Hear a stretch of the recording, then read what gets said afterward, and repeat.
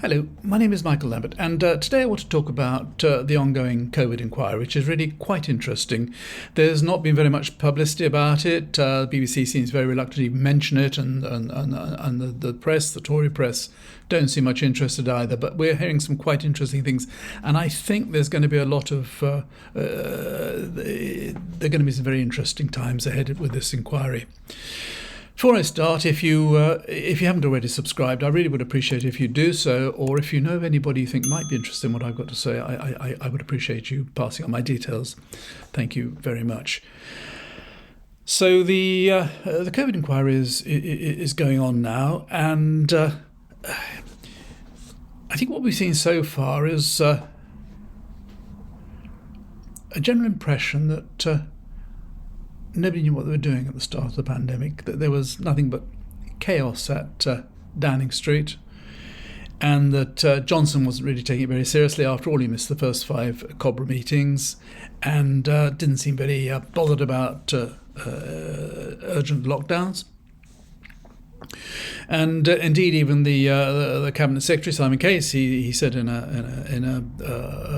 WhatsApp that was revealed last week that as far as he was concerned, the government looked like a terrible, tragic joke, and that Johnson's wife was actually running things, which is quite shocking, but something that I think many of us probably suspected anyway. But last week it was the turn of Professor John Edmonds to give evidence. Now you may remember, he was always on the television at the time of the pandemic. He's quite a laid-back sort of guy, but he's obviously very highly qualified, and he always gives the authority that he really knows what he's talking about, and he's not someone to mess around. But anyway, he was giving evidence last week about the first lockdown, when things were getting serious. And he said the following, this is verbatim. He said, as I explained to Prime Minister Boris Johnson, we either lock down now and control the epidemic, or it will force you into a lockdown later, when you have to lock down harder and longer. 25,000 people died. Some would have, but there's no reason for that many people to have died at all. There was no strategy, no long-term thinking.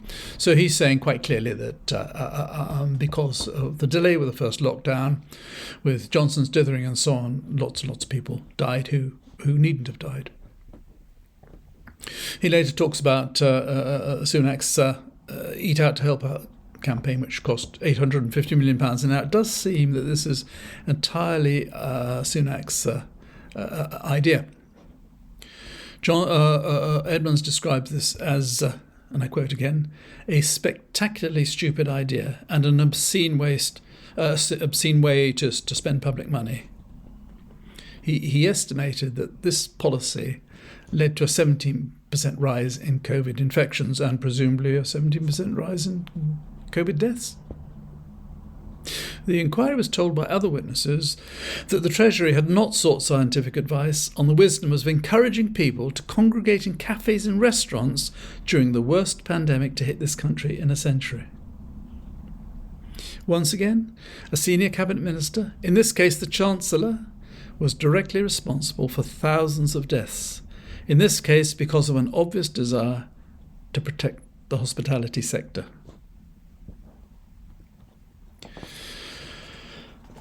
So it was all SUNAK's idea, and the consequences were dire for thousands and thousands of people. And no doubt that's one of the reasons he's so anxious that he should not reveal his WhatsApp messages. The government's new chief scientific advisor, a lady by the name of Professor Dame Angela McLean, even went so far as describing SUNAK in a private WhatsApp exchange as Dr. Death the Chancellor.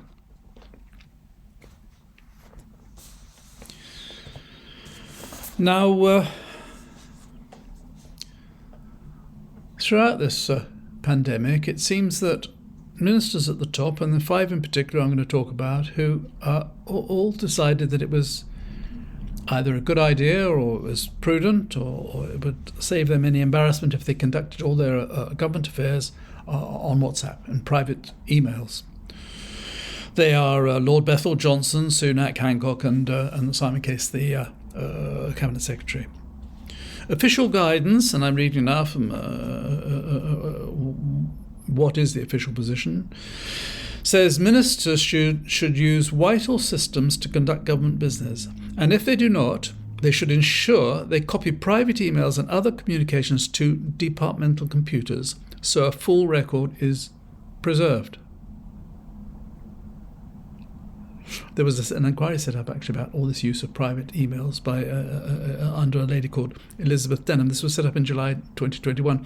I can't find any information about that at all. It seems to have just disappeared. Maybe it's been covered up or hidden or abolished. So the health minister at the start of the pandemic was Lord Bethell.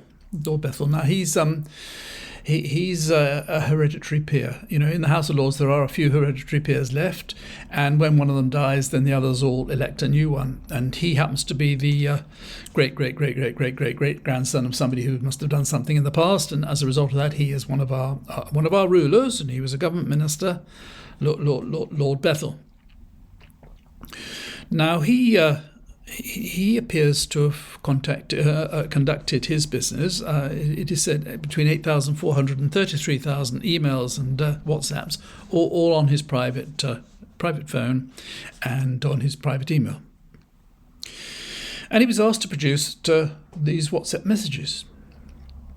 And when he was first asked, he said he could not produce them because the handset had been lost. A few days later, Lord Bethell said instead his phone was broken or defective. So it was either one of the either lost or it was broken or defective. It couldn't be both. So he's either lying or mistaken. Then, in a meeting with lawyers, he said that was wrong and that he'd given the phone to a member of his family. So he first of all says it's lost, then he says it's broken, then he says he's given it to a member of his family. Then, he must be really, really stupid, this man. Really, I mean, how can he looks stupid. Have you seen him on television? Absolutely gormless. I mean, if you can tell a lie, I mean, just tell the same lie and tell it over and over again, whether it's credible or not. But to come up with just a whole string of lies. In his signed witness statement, he says he realises that he bought a new phone in November 2019, which he still uses. And the explanations he gave earlier related to his old one, which had a cracked screen and a defective battery. And it had been used by a family member. See, I didn't realise that, but apparently if your screen is cracked, you can't get WhatsApp messages. So you want to be careful, don't drop your phone, because your WhatsApp's gone then. He then says later on, his statement says that his phone became overloaded with data. And so he often cleared messages to free up storage space. So he's conducting government business, thousands and thousands of WhatsApps and anything, and he clears them all off to free up storage space. I mean, it's like Hansard. We should get rid of a lot of Hansard the last 6 months, just throw it away because make more space on the shelves. He says, I had activated the backup function on WhatsApp. I assumed that it had a robust archive and backup system. However, I've been informed that this may not be the case and that not all of my WhatsApp messages will necessarily be stored. It may also be possible that messages have been lost and threads broken when swapping my WhatsApp between phones. I'm not sure he's safe enough to be allowed a phone, is he? This same Lord Bethell, he was involved in with Owen Paterson. You remember Owen Paterson? He was getting £100,000 a year as a consultant for a firm called Randox, who he used to lobby for, and that's why he had to resign in the end. Anyway, Bethell and Paterson and the owners of Randox had a telephone conversation, apparently the three of them on the phone. And following that, Randox were given a contract without any competition for £347 million.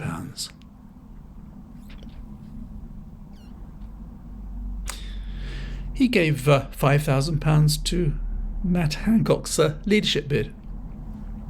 Obviously didn't win, but nonetheless, within 9 months, Hancock had made him a health secretary. So there you go. £5,000, you become a minister. Of course, he was sacked over the WhatsApp business. Now Johnson, you'll remember this, that incidentally, he's just joined GB News apparently. So he and Rees Mogg and the lovely Nadine Dorries, they'll all be on GB News. My word, that's going to be a wonderful channel to watch, isn't it? Anyhow, Johnson, if you remember, he'd lost his phone, and then he couldn't access the messages, and then he said he'd forgotten the password again. Just keep throwing excuses out, and no one will stick, and one thing and another. But I think he decided that he'd like to embarrass SUNAK, who he obviously doesn't have much time for, since he deposed him or was responsible for his downfall. And so he said, yes, everything. He'd hand it all over, and but he'd need to get technical people to find all these messages. And this is his statement. This is what he says. He says, with the assistance of a technical team, we've been able to retrieve messages from the old phone. There is a period for which messages were not retrievable. That's from the 31st of January to the 7th of June 2020 inclusive. The technical team has been unable to determine the cause of this. So the technical team who got the messages off found that the crucial period, or the most important emails or messages are likely to be, they couldn't retrieve those, but all the rest they could retrieve. I mean, we're a country with GCHQ, with MI6, MI5. We are about to become the IT superpower, I believe. You'd have thought somebody could have figured out why, there's just that gap of 6 months during which all the crucial messages were exchanged that can't be retrieved. Then there's SUNAK himself. Now he must know that if it's shown that he was involved in all this skullduggery, and if it was entirely responsible for Eat Out to help out, his position's going to be quite difficult. So he doesn't want, the last thing he wants is for his phone to be made available for messages to be retrieved. So he says, he's got lots of different phones. He always changes his phone, like we all do. Every 2 weeks you change your phone, don't you? So he always changes his phone, and he hasn't got that other one. It's not available. It's not available. So he's not going to be able to provide his WhatsApp messages, which is convenient, but it's difficult to see quite how anybody can do anything about that. If the Prime Minister doesn't want to give away his messages, he won't. And there's Hancock, isn't there? Hancock, he's been up to his neck in all this lot. He was the Secretary of State for Health. Now he's got all the information. He knows all about everything, right at the centre of it. But he says he will cooperate with the inquiry, but only on condition that he's given immunity from prosecution, particularly over the releasing people to care homes. Now, if you make a condition of your giving evidence that you are given immunity from prosecution, then you must think there's something that you're going to be prosecuted for. So he's clearly, that is effectively admitting that he's maybe guilty.